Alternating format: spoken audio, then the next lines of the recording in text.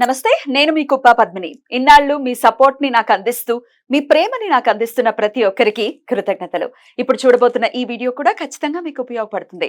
Like, share and subscribe చేసి మీ ఇష్టాన్ని అలాగే మీ సపోర్ట్ ని నాకు అందించండి. అలాగే ఈ వీడియో పట్ల మీ అభిప్రాయాన్ని కమెంట్ సెక్షన్ లో కమెంట్ చేసి నాకు తెలియజేయండి. నమస్తే. ప్రభుజీ, ఏకాదశి అనే రోజు వస్తోంది అని అంటే విష్ణుమూర్తి టక్కున మైండ్స్ లో అలాగా ఆయన ఒక్కసారి కనపడుతూ ఉంటారు.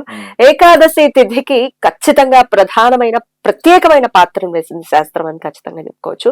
మరి 15 తిథులు ఉండగా ఏకాదశికి ఎందుకంత ప్రాముఖ్యత ఉంది? ఎందుకు ఏకాదశి అంటే స్వామివారికి ఇష్టము? ఉపవాసాది కార్యక్రమాలు చెప్తూనే ఉంటారు. అసలు ఏకాదశిని ఎట్లా సిగ్నిఫికెన్స్ ఏంటి ఒకసారి మీ ద్వారా? ఉపవాసం అన్నారు మీరు, ఏకాదశి ఉపవాసం 2 మాటలు కీవర్డ్స్ మీరు అడిగిన క్వశ్చన్స్ లో.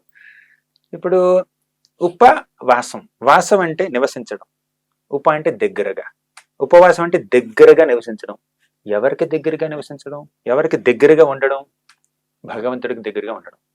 మనం ఏకాదశి రోజు ఉపవాసం చేయడం అంటే మనం మన మనసులో ఉన్నటువంటి ఆ భౌతిక ఆలోచనల్ని కాస్త పక్కన పెట్టి, భౌతిక కార్యక్రమాల్ని కాస్త పక్కన పెట్టి కామా పెట్టో లేకపోతే పాస్ చేసి మనం భగవంతుడికి దగ్గరగా ఉండడానికి ప్రయత్నించేటటువంటి రోజు.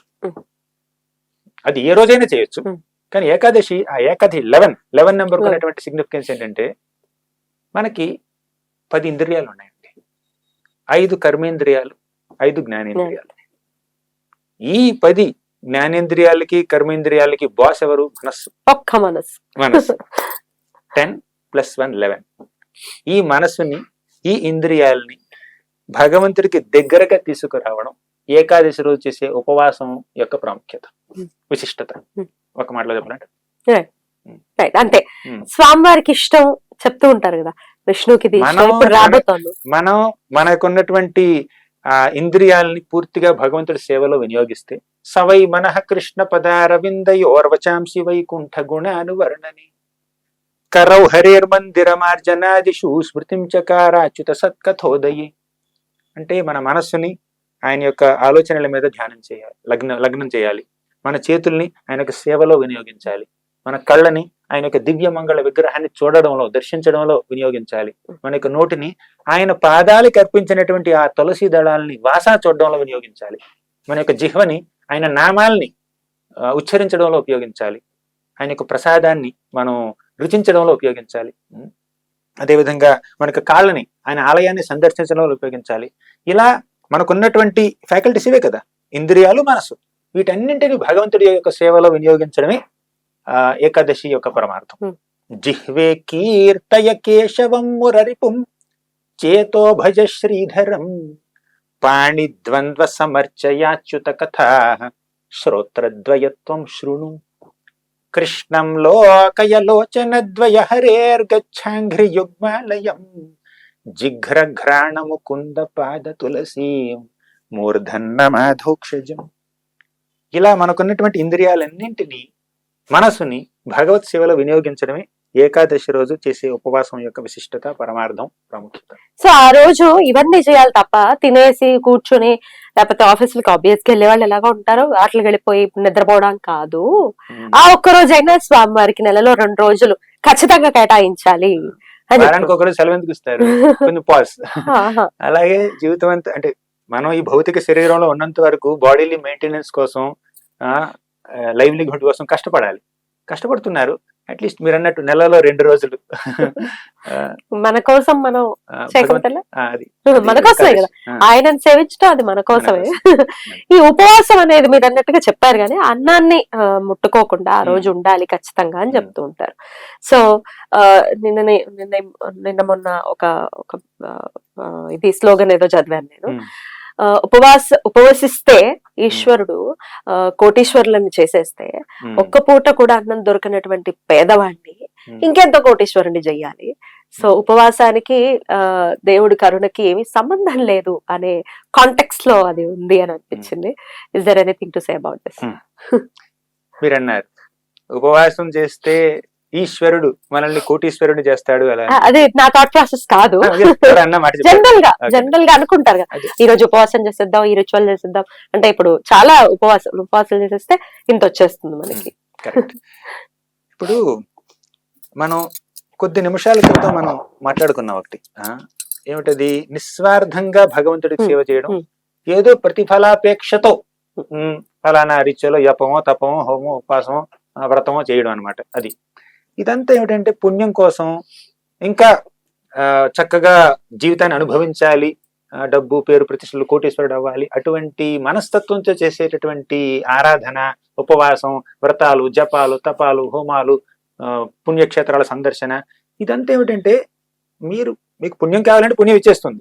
సర్వలోకి వెళ్ళండి, కొన్నాళ్ళు ఉండండి, అయిపోయింది, మీ మీ బ్యాంక్ బ్యాలెన్స్ అయిపోయింది, కింద కొడుకోండి.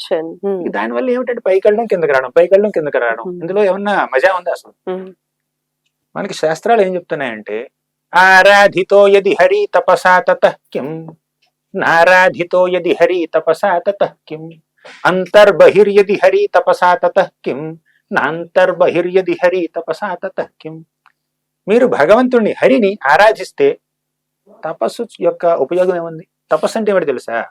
తపస్సు అంటే ఏదో అడవిలోకి వెళ్ళి ముక్కుముసం చేయడం కాదు. తపస్సు అంటే ఆస్టెరిటీ, వాలంటరీగా ఒక అసౌకర్యాన్ని మీరు స్వీకరించడం. మీరు voluntarily accepting some inconvenience upon your self for a higher purpose. అంటే ఒక గొప్ప సంకల్పంతో మీరు ఏదో ఒక అసౌకర్యాన్ని మీకు మీరుగా స్వీకరిస్తున్నారు. అది ఆస్టెరిటీ అంటే. కొంతమంది ఏమిటంటే ఉపవాసం చేస్తారు, అదొక ఆస్టెరిటీ. కొంతమంది ఏమిటంటే కొన్ని ఆహార పదార్థాలు ముట్టరు, అదొక తపస్సు. ఇంకొంతమంది ఇంకా చాలా కష్టపడుతుంటారు, సేవ చేస్తుంది, అదొక తపస్సు. ఓకేనా? కానీ ఆరాధితో యది హరి తపసా తతః కిం, హరిని ఆరాధిస్తే తపస్సు చేసి ఫలితం ఏముంది? తపస్సు చేయాల్సినటువంటి అవసరం ఏముంది? నారాధితో యది హరి తపసా తతః కిం, హరిని ఆరాధించకపోతే, హరి పట్ల ప్రేమ లేకపోతే తపస్సు చేసి మాత్రం ప్రయోజనం ఏమిటి? అంటే భగవంతుడి పట్ల ప్రేమ లేకపోతే ఎన్ని వ్రతాలు చేసినా, ఎన్ని నియమాలు పాటించినా కూడా దానికి ఉపయోగం లేదు, చేయవలసిన అవసరం లేదు, చేసి సాధించేది ఏం లేదు, చేయకుండా కూడా పోయేదేం కూడా ఏం లేదు. మెయిన్ ఏమిటంటే భగవంతుడి పట్ల ప్రేమ, ఆ భావన ఉండాలి. అది లేకుండా కేవలం రిచువల్స్ చేస్తే వచ్చేది ఏమని చెప్పండి. ఇప్పుడు ఒక మాట, ఇప్పుడు ఒక బిడ్డకి మీరు ఈ ఏబిసిడీలు నేర్పిస్తున్నారు, అక్షరాలు నేర్పిస్తున్నారు. వాడు ఏమిటంటే అక్కడికి వెళ్ళి రాస్తాడు, ఈ రాస్తున్నాడు, డ్రాయింగ్ వేసినట్టు చేస్తున్నాడు అనమాట. డ్రాయింగ్ ఇలా అని చెప్పి డ్రా చేస్తున్నాడు. తర్వాత రోజు టీచర్ అడిగాడు, ఇదేమిటంటే తెలియదు, అది ఆ అని గుర్తించలేదు, ఇది ఆ అని గుర్తించలేదు, ఇది ఈ అని గుర్తించలేదు, ఈ అని గుర్తించలేదు, ఊరికే డ్రాయింగ్ వేసేస్తున్నాడు అనమాట. చెప్పాడు, తిడతాడేమో టీచర్ అని చెప్పేసి అలా రాసేస్తున్నాడు అనమాట. ఇక ఆల్ఫాబెట్ నేర్చుకోవట్లేదు, అక్షరాలు రావట్లేదు. అసలు ఆ హ్యాండ్ మూమెంట్ ఇలా ఉండడానికి ఉన్న పరమార్థం ఏమిటి? ఇది ఆ అనేటటువంటి ఆ అక్షరాన్ని, ఆ శబ్దాన్ని సూచిస్తుంది, అది దానికి ఒక సింబల్ ఇది అని. అది గ్రహించకుండా ఊరికే డ్రాయింగ్ వేసినట్టు అక్షరాలు వేస్తే ఏం లాభం చెప్పండి. అదే విధంగా మనం ఏకాదశి వ్రతాలు చేసినా, ఇంకేదో అగరత్తులు వెలిగించినా, లేకపోతే ప్రదక్షిణాలు చేసినా, సాష్టాంగ ప్రదక్షిణాలు చేసినా, ఏం చేసినా కూడా వాటన్నింటి యొక్క పరమార్థం భగవంతుని ప్రేమించడం, నిస్వార్థంగా భగవంతుని సేవించడం. అటువంటి భావన లేకపోతే ఇవన్నీ చేసినా చేయకపోయినా కూడా ఇట్స్ ఆఫ్ నో రిలవెన్స్. అది శ్లోకం.